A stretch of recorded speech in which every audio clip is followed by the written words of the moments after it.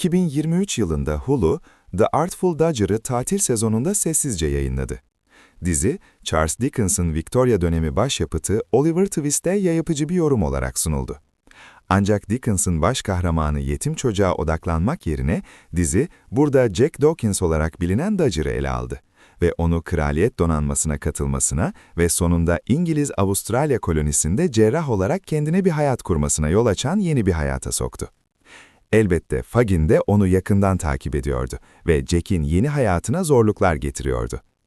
Dizi bir tür tarihi soygun ve tıp draması karışımı olarak pazarlanırken, The Artful Dodger'ın en büyük satış noktası, valinin kızı ve tıp alanında kariyer yapmaya başlayan Lady Belle Fox ile Jack arasındaki aşktı. Sonuçta herkes talihsiz aşıkları sever, özellikle de şanssızlıklar karşısında.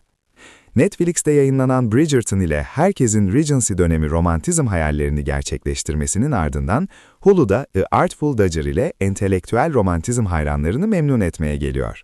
The Artful Dodger dizisi 1. ve 2. sezon arasında nasıl değişti? İkinci sezon, izleyicileri 2 yıldan fazla bir süre boyunca merak içinde bırakan büyük bir olay örgüsüyle biten final bölümünden 6 ay sonra başlıyor. Jack, Kaptan Gaines'in onu yanlış gerekçelerle tutuklamasının ardından aradan geçen ayları hapiste geçirmiştir. Belle'in tüm çabalarına rağmen Jack'in idamının sabahı nihayet gelmiştir. Doğal olarak hiç kimse baş karakterin yepyeni bir sezonun ilk birkaç dakikasında öldürülmesini beklemez. Ancak The Artful Dodger'ın durumu ele alma biçimi, bizlerin ve daha da önemlisi Belle'in, Jack'in gerçekten asıldığını görme olasılığını çok yüksek hissettiriyor. İdam edilmediğinde son dakika kurtuluşunun sonuçları sevgilileri tüm sezon boyunca sürecek ve sadece arkadaş ve iş arkadaşı olarak bile aralarındaki bağın sınırlarını zorlayacak şekilde birbirinden uzaklaştırıyor. Artful Dodger'ın 2. sezonu, yeni kostüm tasarımcısı Marion Boyce, yeni set tasarımcısı Gabriel S. Carey ve yapım tasarımcısı Nick Dare'in birlikte çalışmasıyla Dickens'ın renkli edebi karakterlerinin Avustralya'daki genişletilmiş varoluşlarını sürdürecekleri daha zengin ve görkemli bir dünya yaratmak için yepyeni bir dizi gibi hissettiriyor. 1. sezonun 3 yönetmeninden biri olan Gracie Otto'ya katılan yeni yönetmenler Ben Young ve Ben C. Lucas ve James McNamara ve Dan Knight'a katılan Kate Mulvaney ve Miranda Tapsel'in de eklenmesiyle diziyi bu kadar muhteşem kılan unsurları geliştirerek ve incelterek beklenen 2. sezon sendromundan kaçınıyor. The Artful Dodger'ın ilk sezonunun en iyi yanlarından biri, Dickens'ın eserini alıp genişletme biçimiydi. Sadece Jack ve Fagin gibi karakterlere yeni bir soluk getirmekle kalmayıp, kadın karakterlerini ele alış biçimi de bunu gösteriyordu. Dickens, Victoria dönemi edebiyatının en unutulmaz kadınlarından birçoğunu yaratmış olsa da, onları hak ettikleri ceza olarak öldürme veya ocağın melekleri gibi davranma ve sonra da bu imajdan sapmaları nedeniyle öldürme gibi kötü bir alışkanlığı vardı. 1. sezon, Belle ve kız kardeşi Fanny'nin ne kadar farklı kadın tipleri olduğunu gösterdi. Belle, özgürlük, bağımsızlık ve tıp kariyeri arzularken Fanny eş olmayı özlüyordu. 2. sezon, bu dinamikleri tamamen beklenmedik şekillerde geliştiriyor. Belle, hala tıp alanında çalışma hayallerini gerçekleştirmeye kararlı olsa da, yerleşmenin onun için ne anlama gelebileceğini düşünmeye başlıyor. Jack ile olası geleceği en az 2 yıl askıya alındığına göre dizi işleri karıştırmak ve Jack ile Belle arasına nifak sokmaya devam etmek için bazı onaylı koca adaylarını tanıtıyor.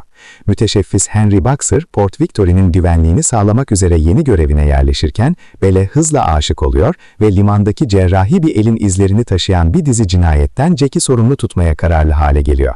Kurnaz Dodger, izleyicilerin Henry'yi Belle için uygun bir seçenek olarak görmemesine neden olacak klişelere kolayca başvurabilirdi. Ancak trajik geçmişi ve şefkatli kişiliği onu izleyiciye hızla sevdiriyor. Endişelenmeyin Dodger Fox'lar. Dizide Jack ve Belle'in birbirleri için yaratılmış oldukları çok açık bir şekilde belirtiliyor. Ancak Henry adeta tarihi bir aşk romanının sayfalarından fırlamış gibi ve onu sevmenizi tasarlanmış. İlk sezonda aşk arayışında olan Fanny, bu sezonda nihayet gerçek aşkını buluyor ve şaşırtıcı bir şekilde bu bir erkek veya belirli bir kişi değil, suç tutkusu oluyor. Belle, Jack'in suç geçmişi ve bunun gelecekleri için ne anlama geldiğiyle boğuşurken, Fanny, Fagin'in yan kesici, dolandırıcı ve hırsız çetesiyle garip bir şekilde yakınlaşıyor. Suçluya dönüşmesi Fanny'yi pek değiştirmiyor. Nispeten mesafeli ve saf kalıyor. Ancak bu ona yeni bir avantaj sağlıyor. 1. sezonun en zayıf karakteri olmasına rağmen Fanny'nin hikayesi onu 2. sezonun gerçek yıldızı yapıyor. David Thewlis, The Artful Dodger'ın kalbi ve ruhu olmaya devam ediyor. Fagin, 2. sezonda yine eski numaralarına devam ediyor. Jack, Fagin'in zekice planları sayesinde idamdan kurtulduktan sonra Jack'in açıkça ilgisiz kalmasına rağmen Fagin & Son şirketini meşrulaştırmaya çalışıyor.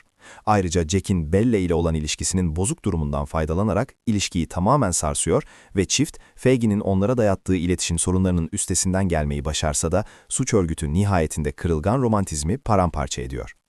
40 yılı aşkın süredir Tevlis, sahnede ve ekranda adını duyurarak kariyerinin büyük bir bölümünde en ikonik karakterlerden, hatta kötü adamlardan bazılarını canlandırdı. Malzemeyle harika vakit geçirdiği açıkça görülen birçok unutulmaz performans sergilemiş olsa da, daha önce hiç bu kadar ona uygun ve performansını daha önce görülmemiş seviyelere taşıyan bir rolü olmamıştı. Ne yazık ki The Artful Dodger, ödül kurumlarının radarına takılmayan bir dizi. Çünkü şüphesiz Tevlis'in kariyerinin en iyi performansı. Fagin'in suçlarından aldığı o yaramaz neşeyi her zaman altta yatan bir kötülük akımıyla dengeliyor ve bu da Fagin'i hem dost hem de düşman olarak algılamanıza neden oluyor. 2 sezon arasında Fagin'in durumu büyük ölçüde aynı kalıyor. O sınırsız zenginlikler biriktirmenin yeni yollarını aramaya devam ediyor, ancak hikayedeki tek sabit unsur olması karakterinin etkisini azaltmıyor. Ne söylerse söylesin, sonuçta biz izleyiciler olarak onun asla değişmeyeceğini ve nadir duygusal kırılganlık anlarının sadece suç dolu mücadelesinin bir parçası olduğunu biliyoruz. Bununla birlikte Fanny'yi kanatlarının altına alıp onu suç dolu bir hayata yönlendirme şekli, özellikle Jack'in eski suç hayatına geri dönmek konusunda bu kadar isteksiz olduğu bir dönemde dizi için beklenmedik derecede keyifli bir dönüş. En azından birileri Fagin'in himayesine girmek istiyor. Fagin'in hikayesinin 2. sezondaki doruk noktası, 3. bir sezonu sadece bir istek değil, bir ihtiyaç haline getiriyor. Jack'in 1. sezonun sonundaki tehlikeli durumu şüphesiz vahimdi. Ancak Sangster'ın sonraki sezonlarda geri döneceği konusunda hiçbir soru işareti yoktu. Fagin olmadan dizinin aynı eğlence değerine sahip olacağını hayal etmek zor. Kurnaz Hırsız, 2. sezonda kapsamını genişletiyor. Sezon boyunca kurnaz hırsız Oliver Twist'i sonuna kadar kullandı. Sadece Jack ve Fagin değil, dizinin ikinci yarısında Oliver Twist'in kendisi de diziye dahil oldu. Sezon da bunu yansıtarak, tüm oyuncu kadrosunun kendi yöntemleriyle mücadele etmesi gereken gerçek bir kötü karakteri tanıtıyor. Ve bu sefer bir başka Dickens romanından alınmış bir kötü karakter. David Copperfield'ın hain Uriah Heep'i, Port Victoria'ya son derece iğrenç bir hastalık ve kötü niyetlerle dolu bir karınla geliyor. 2. sezonda özellikle Jack ve Belle için sinsi edebi düşmanlar tek kötü karakterler değil. Kurnaz hırsız, Belle'in annesi Lady Jane'in neden Jack ile romantik bir ilişkiye girmesine izin vermekte bu kadar isteksiz olduğunu daha derinlemesine inceliyor. Ve bu, yol boyunca bazı zekice karakter çalışmalarıyla kazanılmış zorlu bir açıklama. Aynı doğrultuda dizi Profesör Alistair McGregor'a tamamen beklenmedik bir olay örgüsü sunarak, olası bir 3. sezonda hastanede oyunun kurallarını değiştirecek dinamiklere işaret ediyor. Hem teknik hem de anlatısal açıdan Kurnaz Hırsız 2. sezonunda kapsamını genişletiyor. Altta yatan gizem, Jack ve Belle arasında gelişen ana hikaye kadar ilgi çekici ve şaşırtıcı. Yazarlar, güçlü bir oyuncu kadrosunu dengelemeyi başarırken hiçbir zaman rotadan çok fazla sapmıyor ve her karakteri kendine özgü bir yolculukla geliştiriyor. Kurnaz Hırsız'ın 2. sezon dönüşü, izleyicilerin onu 10 yılın en iyi tarihi dizilerinden biri olarak hatırlamasını garanti ediyor. The Artful Dodger'ın 2. sezonu 10 Şubat'ta Hulu'da başlıyor.